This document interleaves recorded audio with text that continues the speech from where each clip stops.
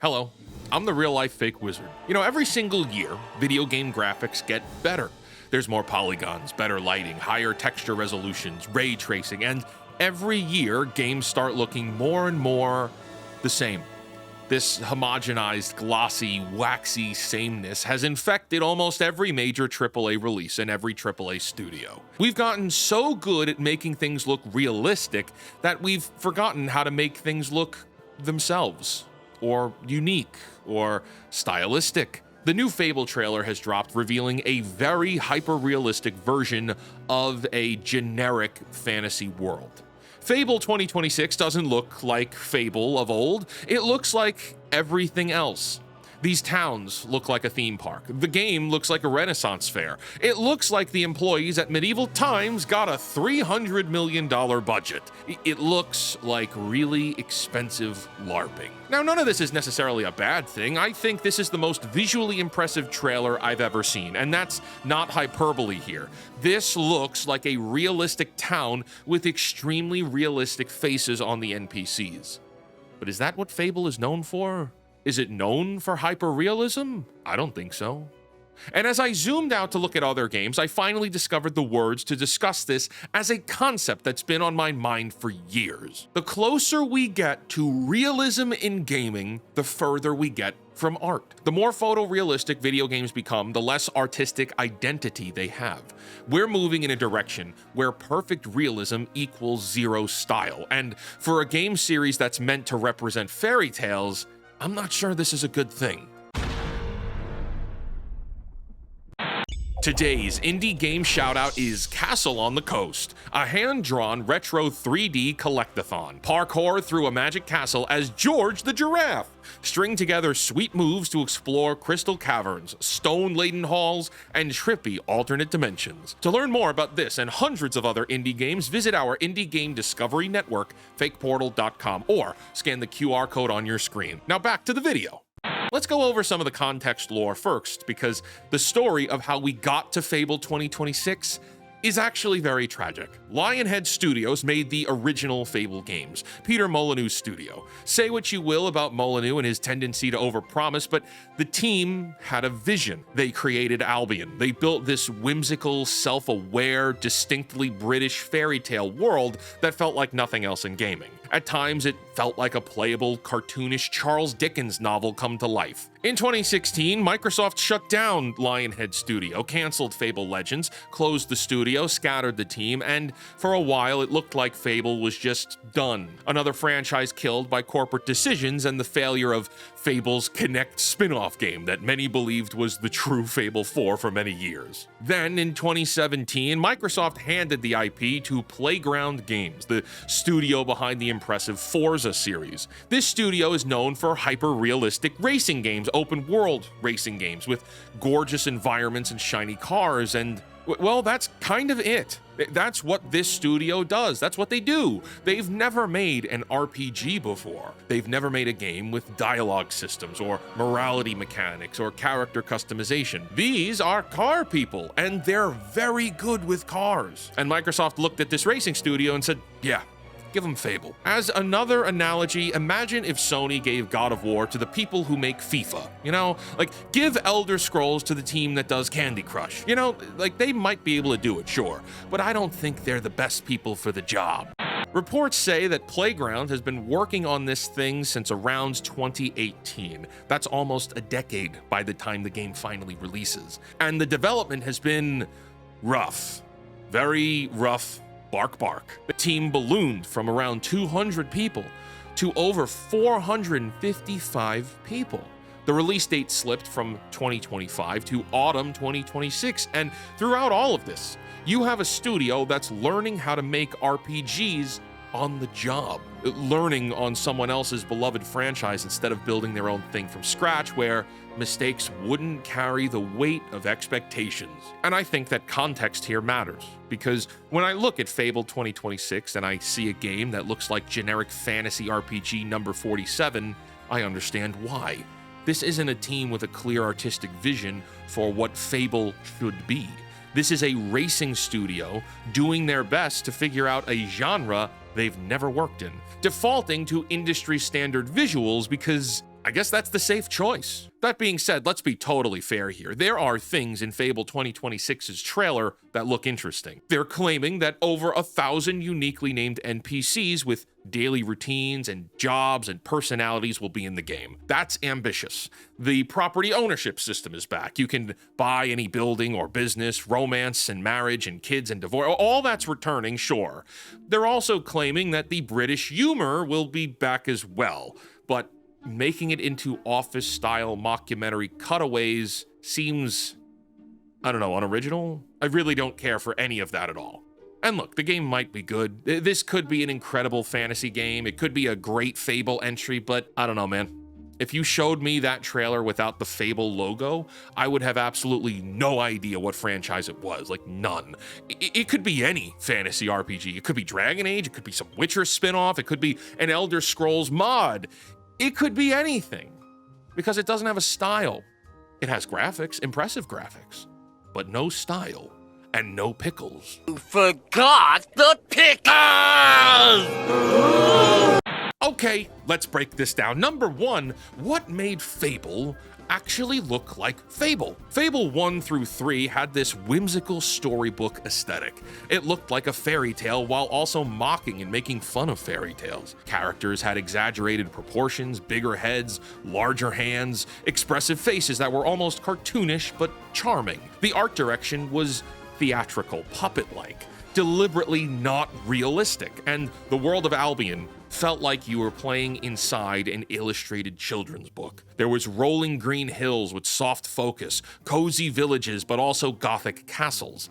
Everything had this hand-painted quality, this saturated color palette that felt inviting and magical. But there was something else that really set this game apart: the morality system. You could look at your character and read their entire history on their body. Good characters developed these halos and butterflies following them around, but evil characters grew devil horns, glowing scars, and angry features. Your physical appearance was a direct reflection of every choice you made throughout the game. That is another form of art direction. Fable 2026 has realistic armor, normal human proportions, standard fantasy environments that look like every other Unreal Engine 5 game from the last 3 years.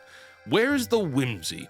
Where's the exaggeration? Where's the personality? It's seemingly all gone. They traded it all for more polygons, for that realistic sheen that every AAA game has now. Number 2, the Unreal Engine 5 problem. And this is where the Fable conversation becomes a larger conversation, because this isn't just happening to Fable. Unreal Engine 5 is incredible technology. I'm not denying that.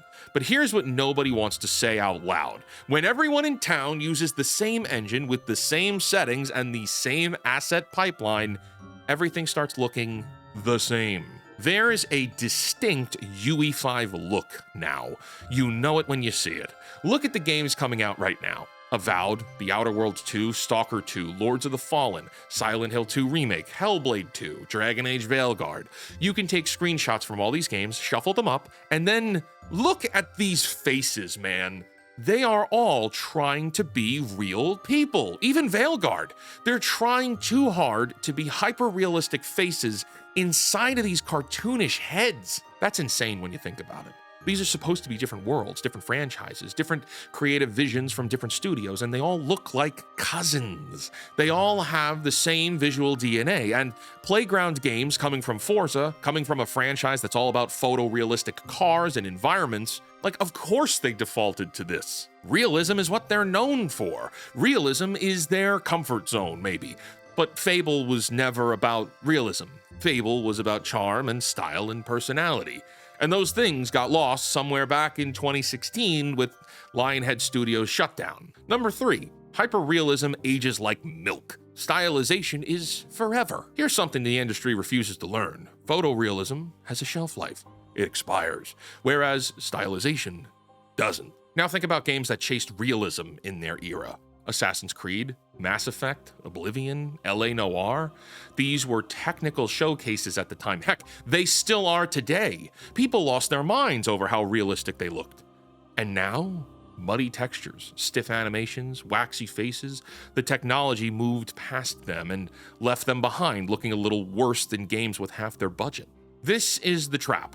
When you chase photorealism, you're running after something that keeps moving away from you. Whatever looks real today looks fake tomorrow because the technology keeps advancing. The target never stops, but when you commit to a style, when you say, this is our aesthetic, this is what our game looks like, this is us, that's permanent. The target stops moving because you're not trying to hit reality anymore. You're trying to hit a vision. Fable 2 came out in 2008. Almost 20 years ago. And yes, it looks like a 20-year-old game, but it still has charm. You can still play it and enjoy how it looks because it wasn't trying to be real. It was trying to be Fable. Fable 2026 is trying to be real. And in 5 years, when the PlayStation 6 comes out or whatever, this will need some kind of upscale, lest it remain dated. Just like everything else from this generation, indistinguishable from its peers. You know, that's why things like Horizon and Last of Us and Last of Us 2 got those remasters, right? Like, yes, Sony wants to keep selling you the same game over and over and over, but also they're boosting the graphics even just a little bit so the games don't fall behind. Number 4, the uncanny valley ate the entire industry. You want to know why so many modern games feel off? Like something's wrong with the characters, but you can't quite articulate what it is? That subtle discomfort when you look at their faces.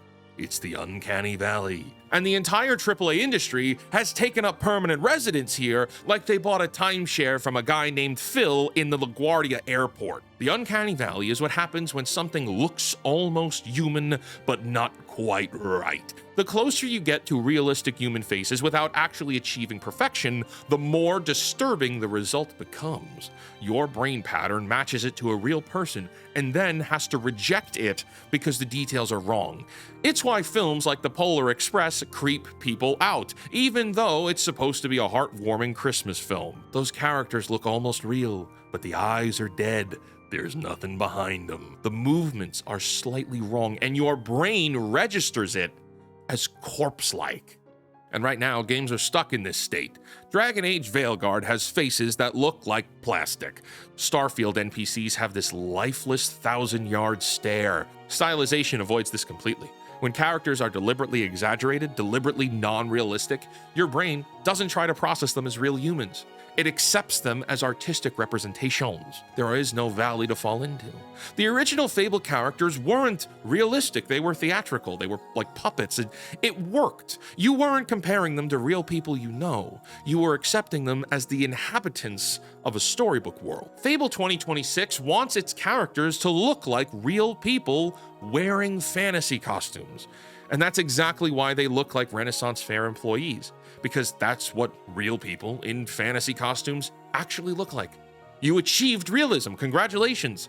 It looks like cosplay. Number 5, they removed good and evil. In the original trilogy, your choices had visible, tangible, permanent consequences written onto your character's body. Fable 2026 has removed the binary good and evil system. The developers explain that there's no objective good or evil anymore. Morality is subjective and depends on who you're talking to. NPCs will judge your actions differently based on their own perspectives. This is a massive red flag. I feel like the Leonardo DiCaprio meme as they described this. On paper, they sound nuanced, sophisticated, mature. No, you're propagandist cowards, and this sucks. Stories need moral frameworks.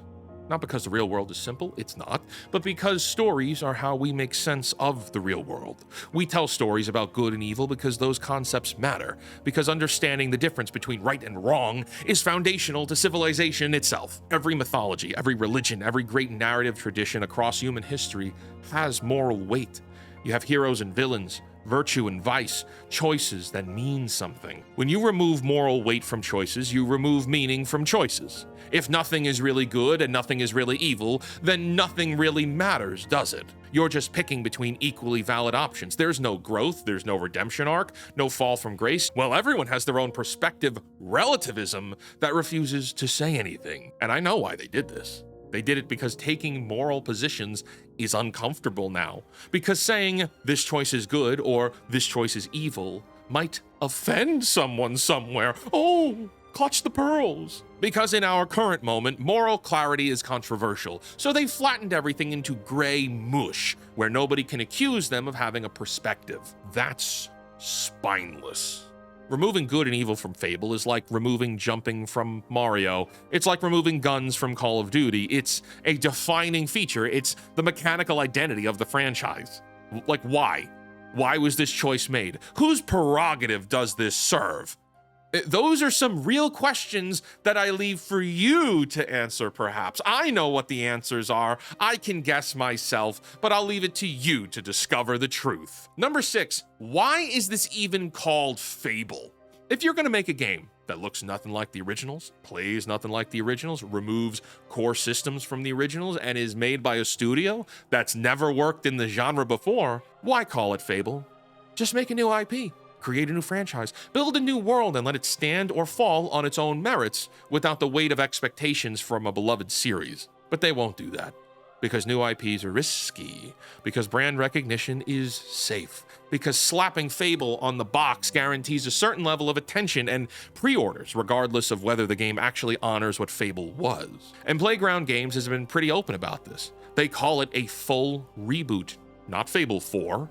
They said they wanted to put their stamp on it rather than just copy-paste entries. And like, okay, yeah, no creative team wants to just remake someone else's work, but then make something else, Xbox. Build a new thing. Create a new franchise where you can put whatever stamp you want without betraying the expectations of the existing customer base. This is a brand hijacking. Same thing Hollywood does constantly. Buy an existing property for name recognition, make something completely different, then slap the familiar title on it for marketing purposes. It's not adaptation. It's not honoring legacy. This is using someone else's reputation to sell your thing. If you're a racing studio learning how to make RPGs, that's fine. That's admirable even. But learn on your own IP. Don't practice surgery on someone else's baby. Number 7, this is happening everywhere. And it's depressing. I keep coming back to a bigger picture because Fable is just one example. This visual homogenization is an industry-wide disease. Games are losing identity. The standardization of UE5, the pressure to hit certain graphical benchmarks from marketing trailers, it's making everything blend together. We're in an era where I can't tell AAA games apart from screenshots anymore. What happened? When did the industry collectively decide that realism equals better?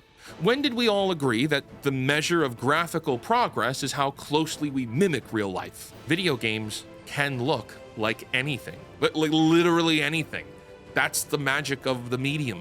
You can make a game that looks like watercolor painting or a comic book or a puppet show or a dream or a nightmare. Like, the possibilities are infinite here. And instead we get this. The same uncanny aesthetic across every major release. I said it earlier, the closer we get to photorealism, the further we get from art. I think we deserve better than this. Gaming, like games, the entire medium, video games in general, deserve better than this. And at the first teaser trailer years ago, I knew there was something up with this Fable game. And now that we've gotten a real trailer for it with real gameplay and the last-minute character builder and the protagonist that walks like a chick when you're a dude and the morality system is ripped out, the world looks like some kind of German dinner theater, the Office cutaways, the Unreal Engine 5 factor, which is funny. I didn't know that until I made this video. For years, we were under the belief that this was being done on the Forza engine. Surprise, surprise, but that brings us to here now. Fable 2026 might be a wonderful game, but right now, there are lots of red flags. And I don't trust Xbox to not screw this up. Until next time, create, innovate, inspire others to do so as well. And for the love of God, cancel Disney Plus.